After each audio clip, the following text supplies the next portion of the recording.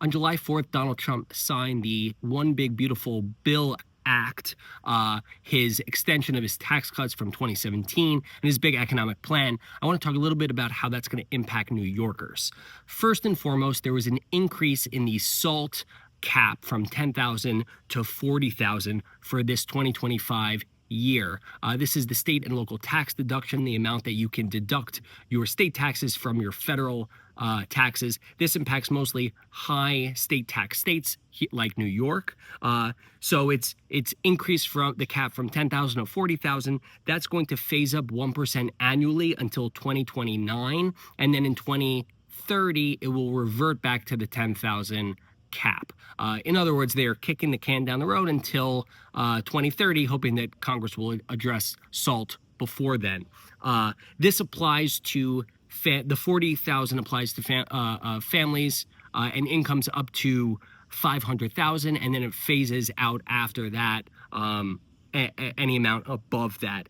The estimated impact is $30 billion in savings to New Yorkers.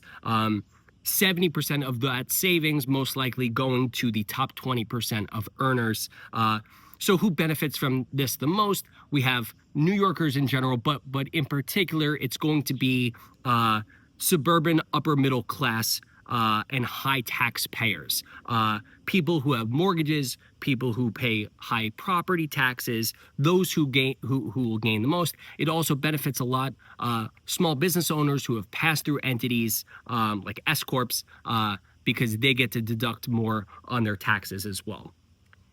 In addition to SALT, we have the extension of the 2017 tax cuts. This primarily benefits high-income earners. The average New Yorker saw net gains from the 2017 state federal tax cuts under Trump. This extends it. We have higher standard deductions, lower rates in general. The heaviest gains will go to the wealthiest, those who pay the most taxes, especially New Yorkers who earn over $1 million a year. Now, in order to fund this bill, there's going to be major cuts to Medicaid and SNAP, which is SNAP is the food stamps program.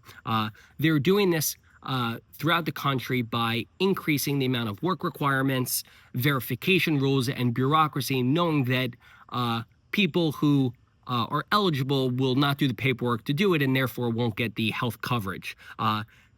It is an estimated that this law will remove the Medicaid coverage of 1.5 million New Yorkers and reduce about $8 billion in hospital funding in general in New York.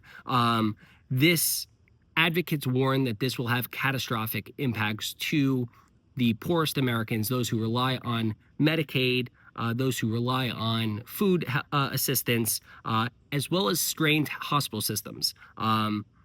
Especially in rural communities, but for New Yorkers specifically, there are a lot of strained hospital systems, and they warn that the cuts will be catastrophic. In addition, we have expanded tax breaks. So they have no federal tax on tips. That will benefit a lot of average New Yorkers. We have a new overtime deduction of up to $12,500 through 2028. Seniors will enjoy an additional $6,000 in the standard deduction, and the child tax credit increased to $2,200 per child. The key takeaway here is that the SALT cap has been increased, which is a huge win for New Yorkers. Middle-income homeowners and upper middle class and upper class folks are going to benefit from the tax impacts. The poorest New Yorkers are going to suffer the most from this bill as healthcare and benefits are cut from their day-to-day lives. Seniors, tipped workers, working households are going to gain from some new and continued tax deductions and credits. In general, those who have the most assets in America will benefit, and those with the least will suffer.